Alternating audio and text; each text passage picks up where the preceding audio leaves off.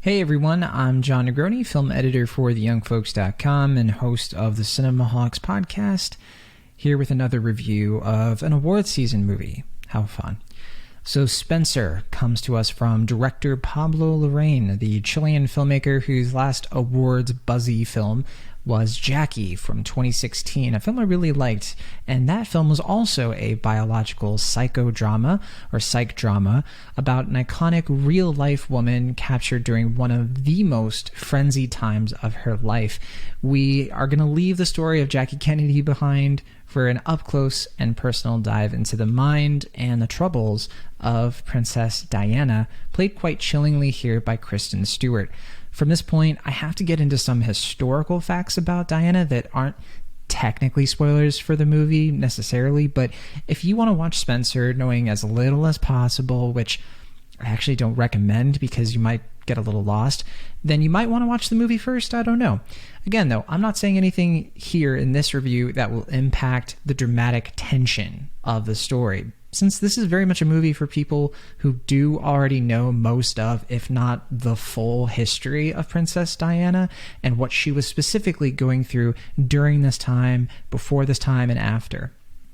Said time is Christmas Day 1991, so this is years before Diana tragically died in a car accident in Paris, but this was still, in 1991, a momentous time in her life as well, because at this point she's still legally married to Prince Charles, though they're on the verge of divorce due to their alleged affairs and the increased scrutiny Diana was facing from not just the tabloids, but also the royal family, which they never quite accepted her in earnest for reasons that I'm not going to get into, and also the film doesn't really get into, which I actually found kind of nice, mainly because the reasons behind why she was alienated are almost immaterial or irrelevant to the harm that was done to her.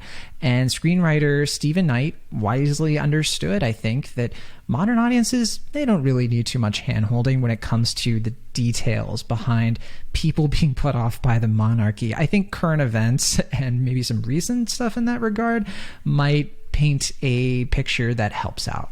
So Spencer is, of course, a reference to the title of the film, is a reference to Diana's maiden name, and it's a symbol of the life she had before her marriage to the Queen's son, which radically altered everything she knows. Spencer being her last name, then I think she's Windsor, if I'm not mistaken there. She's now the mother of 2 young boys, and Diana spends most of this movie wandering empty halls and barren grounds and even the abstract corridors of her own mind, perhaps in search of meaning or clarity or something to guide her toward the level of self-actualization, the state of knowing who she is and why she is valuable as a human being.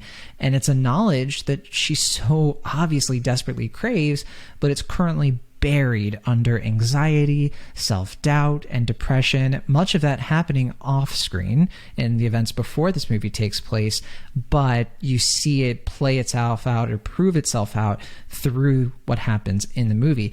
And despite spending so much time in these big palaces and sprawling outdoors, even a car going down the road with the hood down, it's hard not to feel a bit claustrophobic while watching this movie. I've heard some compare Spencer to a horror film, and I think that's pretty much appropriate if you consider this a ghost story where the ghost is still technically alive. There is some truly horrific things that happen in this that edge on the genre without it being a full-on, like it's not an Ari Aster kind of movie, but it can sort of nicely, kind of quickly, like, ooh, right into the zone of that without being fully in it. It's still faithfully a drama, though, through to the end, about a woman trying to reclaim the mythology that's been invented for her, a false life and narrative that pushes her away from knowing what's real about herself. It's a detailed study of mental health during a time in the recent past when such things weren't really being validated or even discussed or recognized by those in the upper rings of society. The film doesn't go down a lot of avenues I think some people might falsely expect from it. This is not a typical biopic, nor is it an encompassing thesis on Princess Diana's life through a single slice of time. It's really not trying to add the full context of who she was and why. Instead, I think the film is trying to humanize and empathize a tragic figure by artfully expanding upon just one of many impactful periods of her life. It's said that films, or even stories in general, they tend to cover the most important week of a character's life, give or take a few days or something. And Spencer doesn't really qualify here. It's not a criticism to say that. You could pluck out so many different weeks out of the life of Princess Diana and maybe essentially produce the same message that this movie does.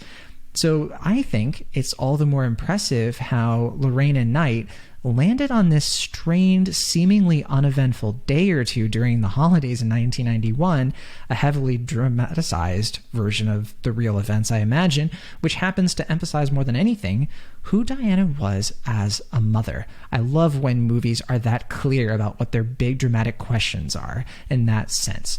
Who is Diana as a mother? The film sets out to answer that question and a lot more too. It's a startling movie for all the things it isn't. When Diana squirms through a crowd dressed to the nines and she's on camera and doing all of the expected public things, Stewart isn't playing the character with the expected smile through the pain performance. We've seen that so many times, and it's obviously been done many times well. That's the reason people go back to it. But we've seen that so often. Instead, she's visibly upset in the movie and completely out of sorts. It's jarring because it's not really clear that that really happened. It's as if the entire movie is revealing what Diana might have been feeling inside, and then showing us that by actually distorting history intentionally. If that's really the case, and I believe it is, it's a really neat trick that the movie pulls off. It's very innovative and interesting on a creative level because he's not, Lorraine, just doing it for the sake of it. I think it actually helps the story in a lot of important ways because it gets you to emotionally understand the main character even more, which is great. We've already seen Diana's pained persona, the other person. They even mention what that is in this movie as a facade that royals have to put on in order to survive. In Spencer, we see Spencer, the traumatized woman, underneath the spotless gowns in all her vulnerability, both the lows and the highs. It's not just gloom under the surface, which I think a lot of us would expect from what we know about Diana. We also see, I think, gracefully, the joyful, imaginative woman who demonstrated intense love toward her boys by spending as much time with them as possible and being her true self with them whenever she had a chance.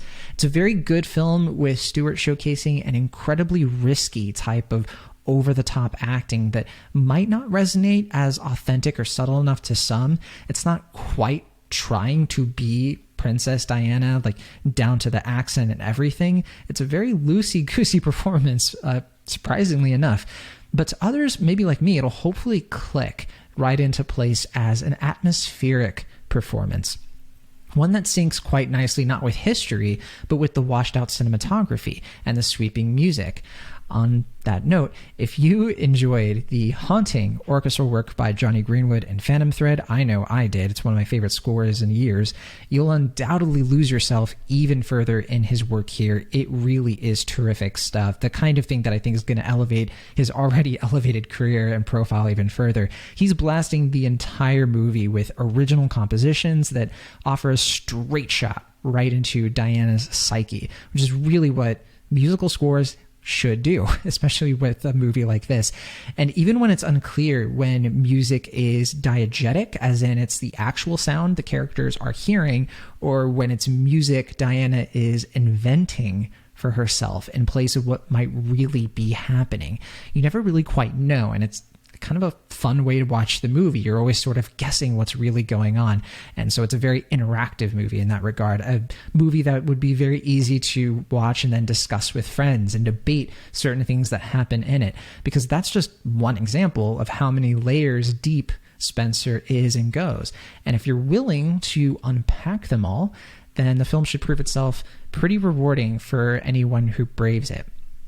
Spencer is out in the theaters this weekend through Neon. It is certainly worth a watch, especially if you want to get a leg up on awards season. I expect this thing to get a bunch of nominations for the Academy Awards. Kristen Stewart, I definitely imagine she would get a Best Actress nomination. I could definitely see for the music here, costumes, all kinds of different things. I think it will undoubtedly get some attention for her. So you have your chance to check it out soon. That's all from me, though. I'll be back. I have plenty more reviews to get to, lots of other things going on, but for the meantime, I will see you later.